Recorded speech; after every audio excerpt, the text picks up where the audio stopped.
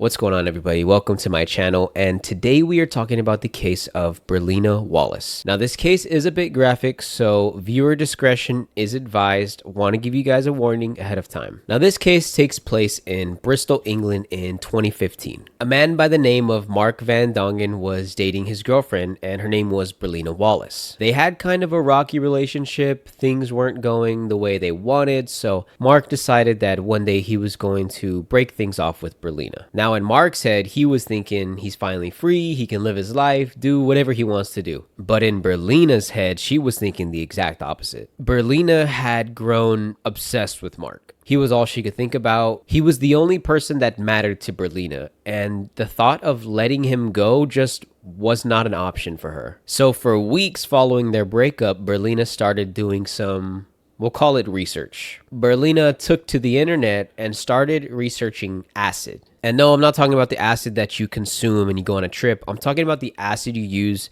to melt things. You kind of see where I'm going with this, right? So one day, Berlinah looks on Amazon, and it's actually very easy for her to just purchase acid on Amazon and have it shipped to her house. So she ordered the acid from Amazon. It arrived to her house, and the plan that she had in mind was absolutely just disturbing. Sometime after that, Berlinah and Mark had a conversation, and I guess they made up or made amends with each other, and they ended up being in the same house one night. Now, keep this in mind. In Berlinah's head, having Mark be with another woman was never an option for her. So in an absolutely crazy turn of events, Berlinah took the acid that she bought on Amazon, and while Mark was sleeping, she poured it all over his entire body. While she was pouring the acid, she literally told Mark, "If I can't have you, no one can." That sentence in itself is already so crazy, it's hard to believe it's true, but that's genuinely what she told Mark in that situation. Now, Mark woke up to the feeling of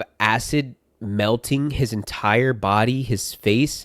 It was horrible. Following the attack, Mark had to be hospitalized, and his injuries were so severe, so bad, he was put into a coma. His father eventually came and visited him because he wanted to check up on his son. And when they showed him to his son's room, at first he didn't even believe that it was his son. His father thought there had been a mistake and he was in the wrong room because his son's face was so disfigured from the acid that it was completely unrecognizable. So 4 months pass and Mark eventually wakes up from his coma.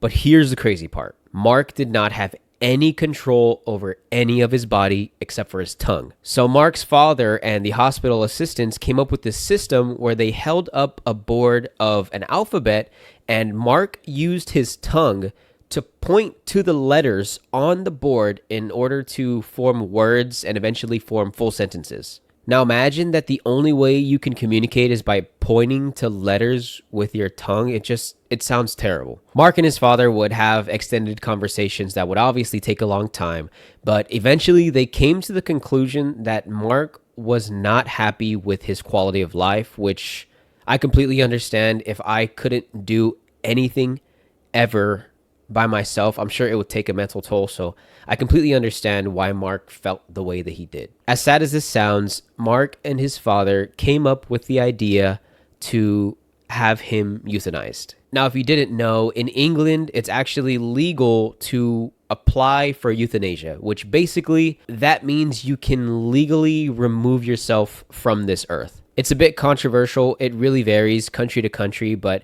it just so happened that Mark happened to be in a country where it was legal. So they applied for the euthanasia, and after a few months, their application was successful. And as sad as it was, Mark's father knew that there was no other option, that he knew that's what his son wanted.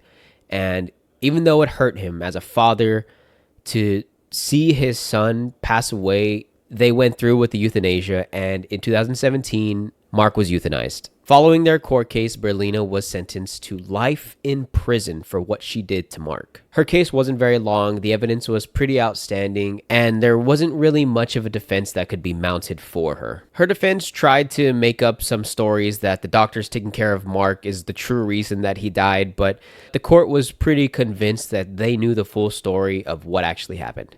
To this day, Berlinah remains in prison. Thank you guys for watching. Don't forget to subscribe, like, and comment if you found today's video to be interesting. Also, thank everybody for watching. This is my first ever YouTube video. I'm going to try to figure out a schedule to post as regularly as I can, as I've been into true crime for a good while now, and I've just been trying to find the right time to post on YouTube. Once again, thank you everybody for watching, and I will see y'all on the next episode.